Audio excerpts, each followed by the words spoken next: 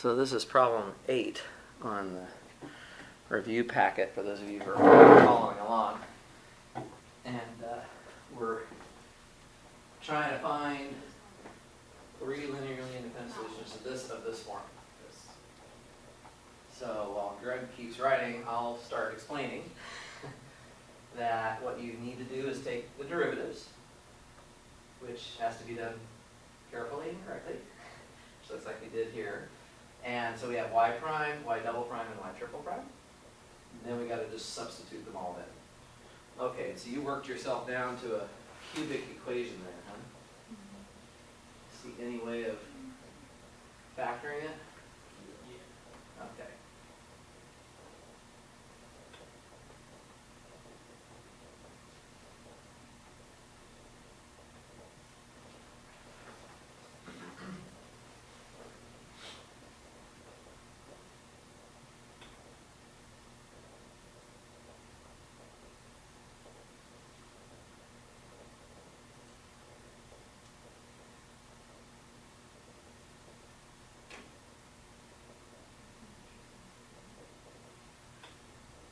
Looks like it's going to work out good though. Yeah. R minus 2 times r squared minus 1 equals 0. So we get 2 and plus or minus 2 comma plus or minus 1. Right? That's all I got. Yeah, that looks good.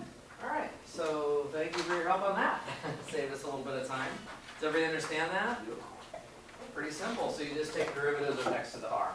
So we actually get 3 solutions out of this, which are, I'll call them y1, y2, and y3. These are my 3 solutions, and these are scalar solutions, right? So they would be, what would they be? X squared. X squared. That's 1 over x. X and then 1 over x. X and then 1 over x. Those 3, right? Everybody see how we're getting that? These are just the exponents that we found, the r values of 2, 1, and -1. So we get x to the 2, x to the 1, and of course x to the -1 can be rewritten as 1 over x. Okay, so we get these 3 solutions. Do we know if they're linearly independent? Yes. How do we know that? Because we didn't have any repeating r's. Well, We really should check that these functions are linearly independent by using the Wronskian. Okay, it is true that if we take solutions of the form e to the rx, which is not what we're doing here, but if we take solutions of the form e to the rx for a constant coefficient differential equation, those solutions are linearly independent if the roots are all distinct. That was actually a problem in one of the group works that I don't know if people ever did or not, but in this case, I actually want you to check the Wronskian. Okay, so shall we do that real quick, just to review how that works? Okay, so let's do the Wronskian. This is this W expression of y1, y2, and y3. And remember, we don't want to confuse this Wronskian with the Wronskian on the homework that you just did from chapter 7. This is the scalar Wronskian. In both cases, you're taking the determinant of a matrix. Can somebody remind me how I build my matrix?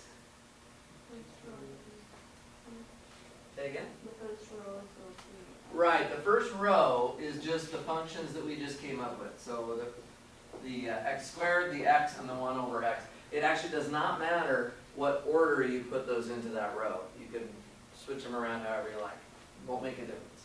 Okay? And then what do we do for the rows below that? Derivatives, exactly. So I'm just going to differentiate down. And how long do I keep taking derivatives until? Square matrix. Until it's become a square matrix. Good. So we'll get 2x and 2. And here we're going to get 1 and 0. And the third column is going to get a little messier. -1 over x squared is the first derivative, and the second derivative will be 2 over x cubed. So it's going to look like that. Okay, so for lack of a better idea, you could just use the arrow method here, right? You could just, it's a 3 by 3, there's not very many zeros in it. Let's just use the arrow method. That just means I need to recopy the first 2 columns and just go down the diagonals, right, for determinants. So we get 2 over x, because you have x squared on top, X squared is on top, X cubed is on the bottom, so when you divide it out, you'll just get one X on the bottom for the 2. And the next row is minus 2 over X, because again, I have one X on top and 2 of them on the bottom. And then the next one is plus 0. We have 0 here. Right? Then we go the other way, we subtract, so minus 2 times 1 times 1 over X, that's minus 2 over X. The next one is 0, minus 0. And the last one is going to be this times this times this, which is going to give me 4 over X, exactly. 4 over X. So when you simplify all of that, okay, so we just did these 3 arrows here with pluses, and then we did these 3 arrows here with minus, right? Okay, so these 2 cancel, and I end up with negative 6 over X. And the question is whether this is 0 or not.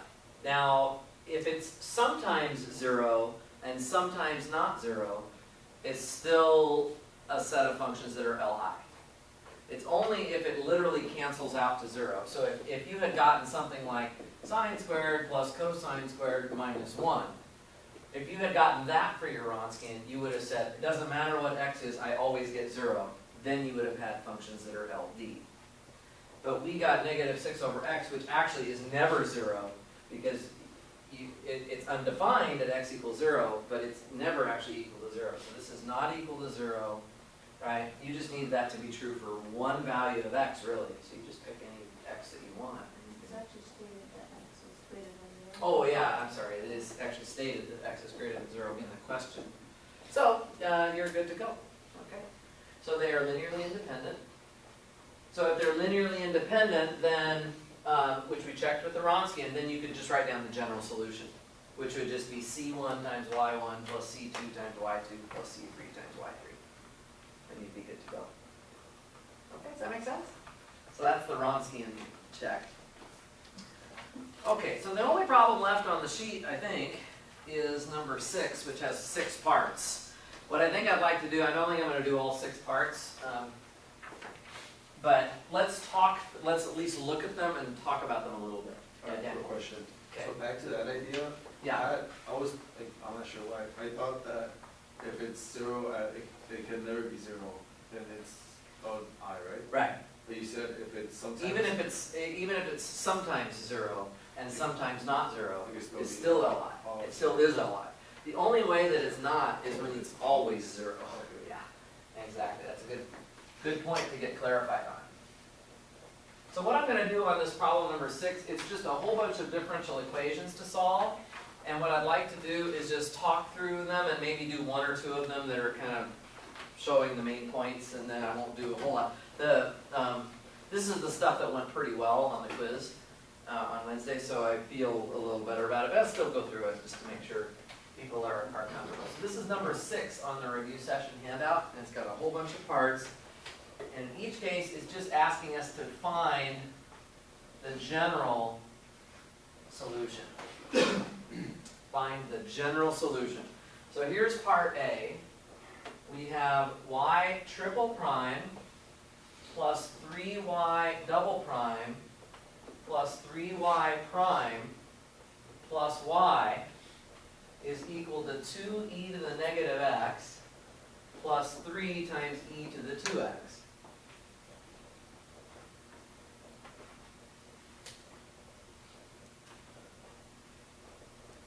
Okay, so just a couple of quick things to notice before we get too deep into it.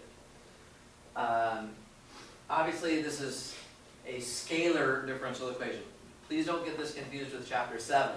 There's no eigenvalue, eigenvectors here. There's no matrix. It's just a single equation. And we're trying to solve for the general solution for y of x. That's not a vector. That's a scalar function. It's a single function, not a whole column of functions. Okay. So that's the tip-off that we're talking chapter 6, right? Going back to chapter 6.